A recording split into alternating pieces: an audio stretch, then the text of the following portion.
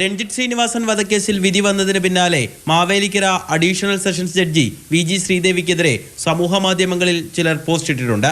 രേഖാമൂലം പരാതി ലഭിക്കാത്തതിനാൽ പോലീസ് കേസെടുത്തിട്ടില്ല. എന്നാൽ അധിക്ഷേപ പോസ്റ്റ് ഇട്ടവരെ നിരീക്ഷിക്കുന്നുണ്ട്. ജഡ്ജിയുടെ ഔദ്യോഗിക വസതിക്ക് SIയുടെ നേതൃത്വത്തിലുള്ള സംഘത്തിന്റെ സുരക്ഷ ഏർപ്പെടുത്തി. വിധിക്ക് പിന്നാലെ പോപ്പുലർ ഫ്രണ്ട് SDPI പ്രവർത്തകരായ പ്രതികളെ മാവേലിക്കരയിൽ നിന്ന് തിരുവനന്തപുരം സെൻട്രൽ ജയിലിലേക്ക് മാറ്റി. ഹൃദ്രോഗത്തെ തുടർന്ന് 10ാം പ്രതി നവാസ് തിരുവനന്തപുരം മെഡിക്കൽ കോളേജ് ആശുപത്രിയിൽ ചികിത്സയിലാണ്. വധശിക്ഷയ്ക്കെതിരെ ഹൈക്കോടതിയിൽ അപ്പീൽ നൽകാനും തീരുമാനിച്ചിട്ടുണ്ട്.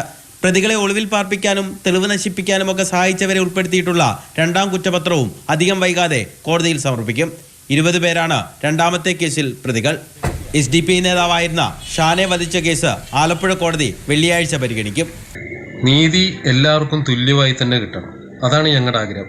ഞങ്ങളെ സംബന്ധിച്ചിടത്തോളം ഈ എല്ലാവരുടെയും കണ്ണീര് ഒരുപോലെ തന്നെയാണ്. മാതാപിതാക്കളുടെ കണ്ണീര്, മക്കളുടെ കണ്ണീര്. ഷാൻ വധക്കേസിലെ പ്രതികളായ BJP RSS പ്രവർത്തകർ ജാമ്യത്തിലാണ്. മാതൃഭൂമി ന്യൂസ്, ആലപ്പുഴ.